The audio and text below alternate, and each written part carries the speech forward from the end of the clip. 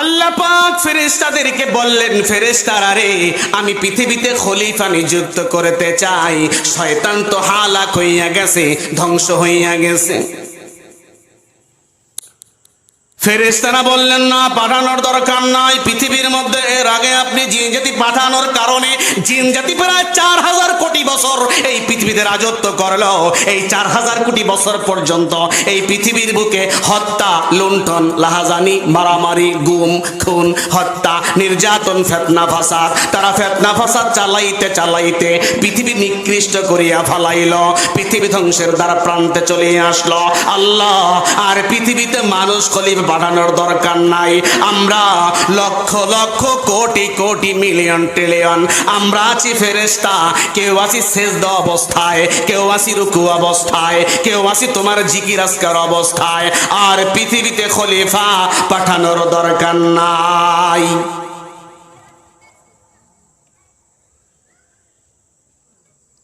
وَإِذْ قَالَ رَبُّكَ لِلْمَلَائِكَةِ إِنِّي جَاعِلٌ فِي الْأَرْضِ خَلِيفَةً قَالُوا وَتَجْعَلُ فِيهَا مَن يُفْسِدُ فِيهَا, তারা ফ্যাসাদ তৈরি করবে, আর পাঠানোর দরকার নাই। আল্লাহ বলেন ক্বালা, আল্লাহ বলেন ইন্নী, নিশ্চয়ই, মালা ক্বালা ইন্নী আ'লামু, আমি আল্লাহ যা জানি, মালা তা'লামুন, আমি যা জানি তোমরা তা জানো না। কে বলেন? কে বলেন? কে বলেন? আল্লাহ পাক রব্বুল আলামিন হযরত আদম আলাইহিস সালামকে জান্নাতের মধ্যে রাখলেন। জান্নাতের মধ্য থেকে আল্লাহ পাক হযরত আদম আলাইহিস সালামকে পৃথিবীতে পাঠাইয়া দিলেন।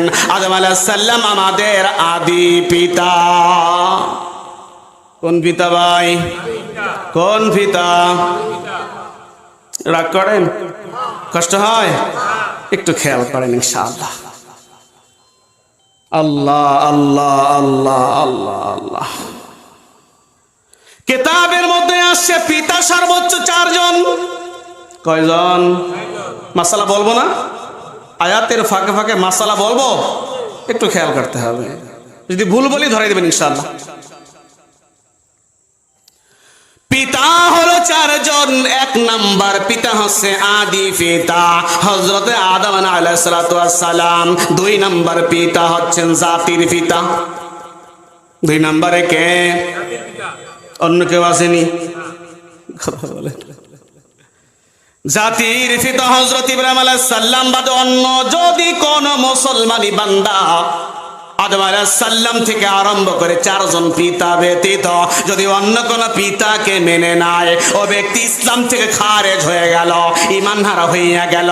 মৃত্যুর সময় কালিমা নসিব হবে না, মুরতাদ হইয়া অন্ধকার কবরে যাওয়া লাগবে। কিছু করার নাই তো ভাই, কিছু করার নাই। কিতাবে আসছে, বলা দরকার, বলতে হয়। আমরা তো না বললেও পারি না, কারণ এই জীবন তো 60 থেকে 70 বছরের জিন্দিগি। এরপরে তো জিন্দিগি আর একটা আছে না? আল্লাহ তো বলবেন, তোমাকে তো আমি দায়িত্ব দিয়েছিলাম, তুমি কি বলছিলা? তুমি তো মন গড়া বয়ান করছো। আল্লাহ আল্লাহ আল্লাহ আল্লাহ আল্লাহ। আল্লাহ পাক রব্বুল আলামিন সাল্লামকে জমিনে পাঠাইলেন। ওয়াক্ত ছিল আসরের ওয়াক্ত। কোন ওয়াক্ত? জোরে বলেন। আসরের ওয়াক্ত।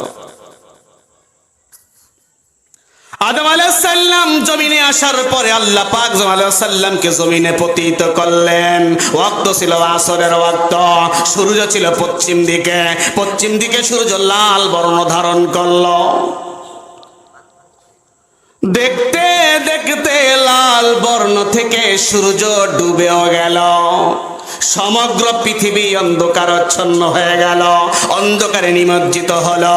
হযরত আদম আলাইহিস সালাম এর আগে তো কোনোদিন অন্ধকার দেখেন নাই, কারণ সে ছিলেন জান্নাতে, আর জান্নাতে তো অন্ধকারের নাম গন্ধ নাই।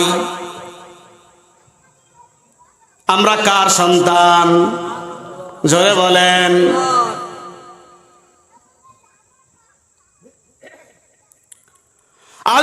সাল্লাম যখন দেখলেন অন্ধকার হয়ে গেল, সমস্ত পৃথিবী অন্ধকারচ্ছন্ন হয়ে গেল, আদম সাল্লাম ভিতরে ভয়ঙ্কর রূপে ভয় পেতে লাগলেন।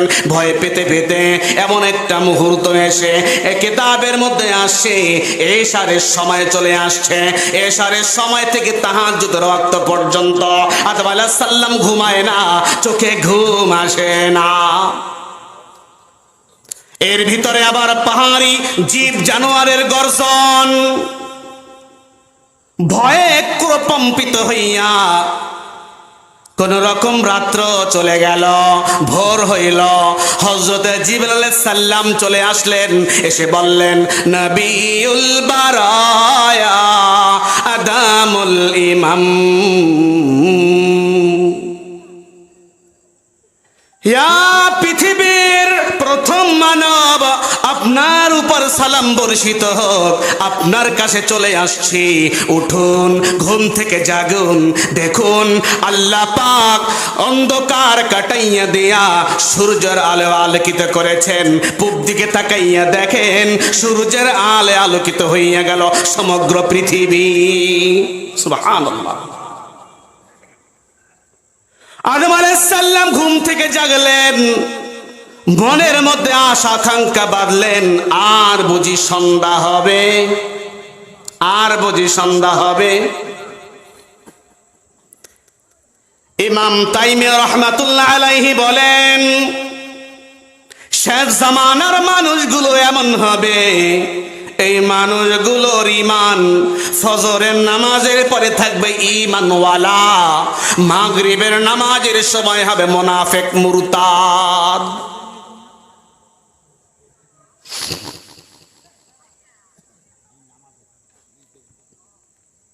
খুব খেয়াল করি ভাই, খুব খেয়াল করি।